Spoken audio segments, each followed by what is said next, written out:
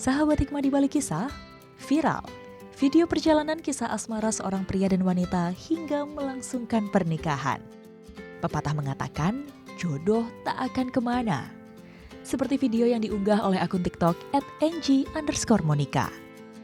Menceritakan seorang pria yang merupakan guru SD Cianjur, menikahi muridnya setelah sekian lama berpisah. Diketahui sosok wanita yang memiliki akun TikTok tersebut bernama Oktaria Monica. Sementara pria yang sudah resmi jadi suaminya tersebut bernama Jenny Perman. Usia kedua pasangan ini selisih 12 tahun. Saat ini Monica berusia 24 tahun, sedangkan sang suami berusia 36 tahun. Monica bercerita, awal mula bertemu dengan sang suami yang ternyata mantan guru Monica saat masih SD di tahun 2011.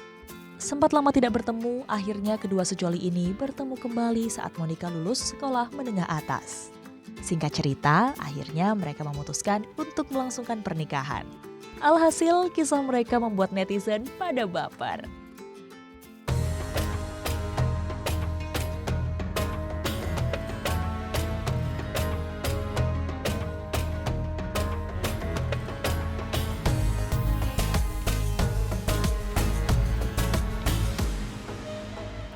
Assalamualaikum warahmatullahi wabarakatuh. Alhamdulillah, pagi ini kita bertemu lagi dalam hikmah di balik kisah bersama saya Adam Sufiranegara dan juga Ustadz Zaki Mirza. Pak Ustadz sehat? Insya Allah. Insya Sehat Allah. selalu. Mantap. Pak Ustadz, kalau jodoh emang itu nggak ada yang tahu gitu ya? Benar. Bisa datang dari masa depan atau dari masa lalu juga nih, mantan nih misalkan. Wih. Nah, kayak yang ini nih, jadi ada seorang guru menikah sama muridnya.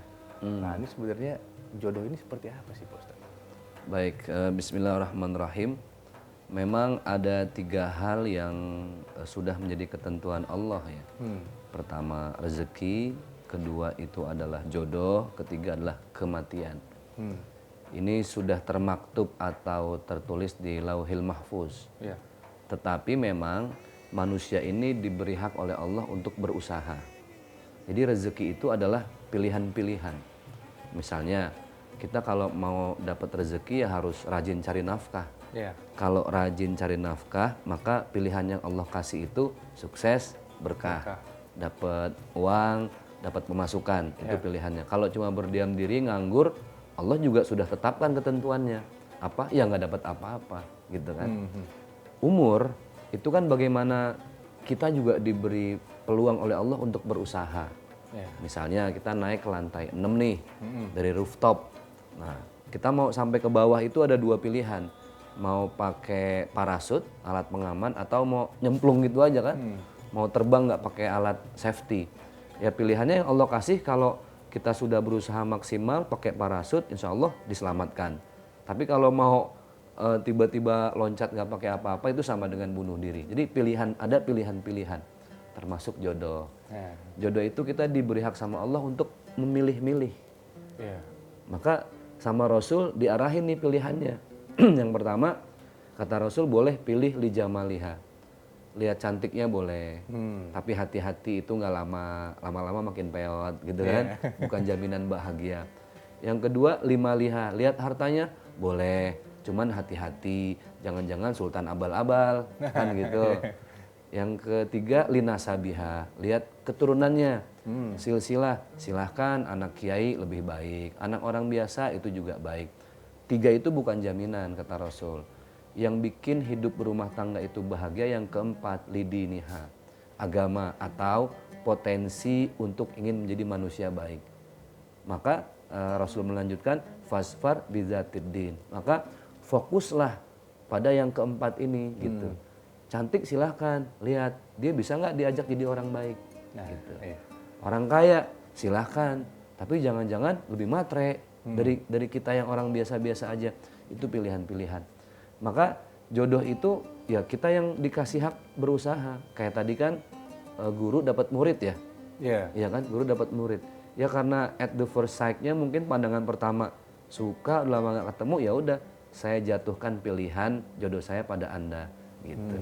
Nah, Pak Ustadz, ya kan banyak ya istilahnya perjodohan orang tua nyodorin nih kaya nih ini, tapi lama-lama nggak suka, menolak, bahkan udah dijodohin terus pisah juga. Nah, itu menyikapinya gimana Pak Ustadz? ini kan pilihan orang tua tapi saya nggak serak gitu. Sebenarnya gini, orang tua itu tidak berhak menentukan siapa jodoh anaknya. Yang terbaik itu ketika anak memilih jodohnya sendiri. Selama sekufu itu satu agama, secara materinya imbang, pengetahuannya imbang, silahkan. Boleh-boleh saja. Karena kalau yang milih anak kan resiko tanggung sendiri, ya kan? Kalau ada apa-apa, kata orang tua, saya nggak ikut campur, lo pilih sendiri gitu. Dijodohin pun silahkan, ketika anaknya ikhlas dan ridho ketika dijodohkan. Banyak juga kok yang berhasil, gitu kan. Nah, tapi yang terbaik itu adalah ketika memberikan sepenuhnya kepada anak untuk menentukan siapa orang yang paling cocok untuk mendampingi hidupnya. Kan bukan sehari 2 hari, bukan sebulan 2 bulan, tapi selamanya sampai maut menjemput. Gitu. Nah kalau misalkan kayak ya misalkan sudah menjalankan rumah tangga itu kan misalkan jodoh nih, terus tiba-tiba salah satu pasangan meninggal. Nah itu belum jodoh apa emang takdirnya nih Pak Ustadz? Takdir kan ada qada dan qadar. Qada itu adalah pilihan yang Allah sudah siapkan. Kemudian qadar itu usaha kita. Kita usaha mau pilih yang mana, nanti Allah sudah siapkan nih hasilnya. Kayak tadi saya kasih contoh gitu ya. Maka ketika kita sudah menikah, terus meninggal atau cerai, ya itu sudah ketentuan dari Allah.